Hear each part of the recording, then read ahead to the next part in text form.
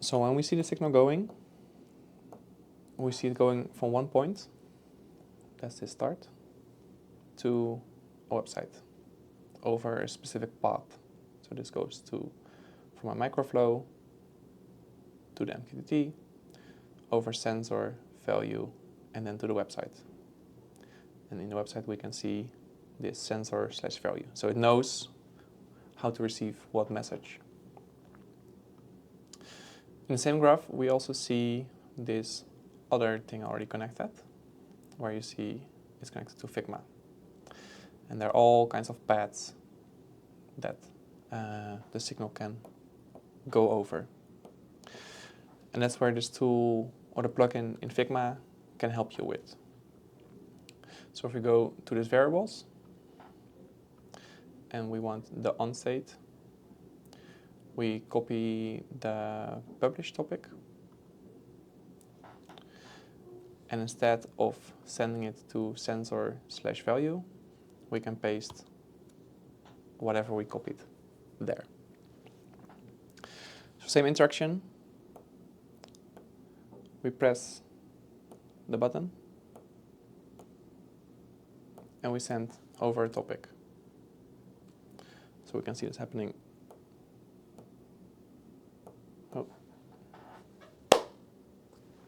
Doesn't publish to the right one, so let's see. Why not? What?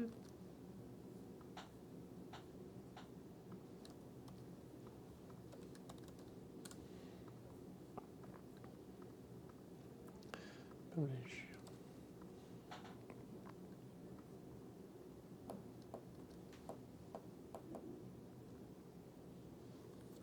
A few moments later.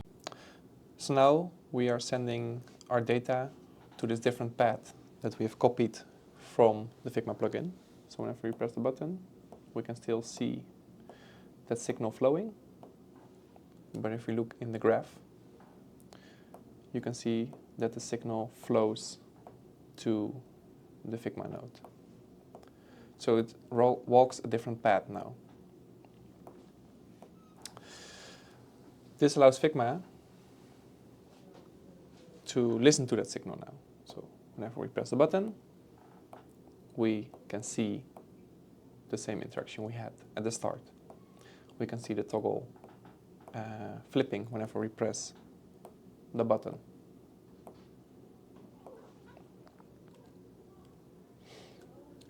So again, we go from hardware, the Arduino, a button, we press it, and we can see a signal flowing.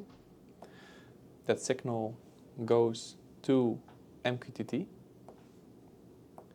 and it goes to a specific path in MQTT.